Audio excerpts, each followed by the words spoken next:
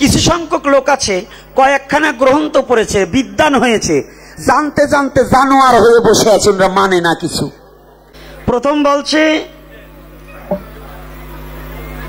আমি যে আত্মার পরমাত্মা। আমি কথাটা হচ্ছে জীবাত্মা। মা ওখানে দাঁড়াবে না, ওখানে বসে দিয়ে চুপ করে বসে পড়বে। কথাগুলো ভালো করে শ্রবণ করবে। যেই প্রশ্ন দান করেছে, আমি যখন থাকে আমি হচ্ছি অহংকার। পরমাত্মা হচ্ছে পরমেশ্বরের একমাত্র অংশ, যাকে এই কথাগুলো শোনা হচ্ছে কিনা? শোনা হলে কথা হবে না। শ্রীমদ্ ভগবত গীতায় বলেছে একটা কেশগ্র 10,000 ভাগ করলে যত সূক্ষ্ম হয় তত সূক্ষ্ম রূপে পরমাত্মা রূপে প্রতিটা জীবের মধ্যে বিরাজ করছি।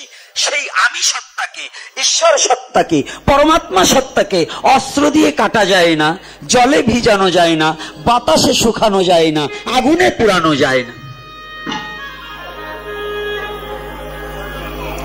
এখন জীবাত্মার বাস কোথায় আর পরমাত্মার বাস কোথায়, এই তত্ত্ব অবগত হতে হলে যে বাবাই প্রশ্ন করেছে সে কি দীক্ষিত কিনা, সদ্গুরুর চরণে আশ্রিত হয়েছে কিনা, এটাও জানবার অভিপ্রায় আছে।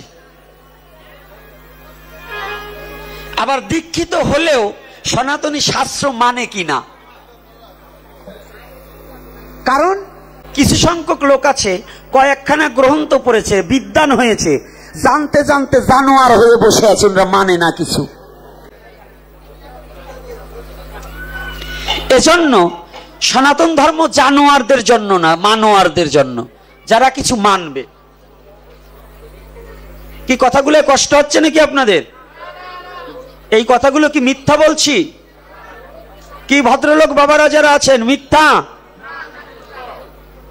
এইবার কোটি শব্দের অর্থ প্রকার, 33 কোটি, কোটি না, প্রকার, 33 প্রকার দেবতা। এই দেবতাদের আবার আলাদা সেক্টর ভাগ আছে। আপনাদের এই বাংলাদেশ পরিচালনা করতে গেলে যেমন মন্ত্রী সেক্টর আছে, ভগবানের এই মায়ার জগৎটাকে পরিচালনা করতে হলে তার কিছু দেবতার সেক্টর ভাগ করা আছে। এই 33 প্রকারের দেবতা দ্বারা এই বিশ্ব জগৎটাকে নিয়ন্ত্রণ করেন। এই জন্য 33 কোটি না,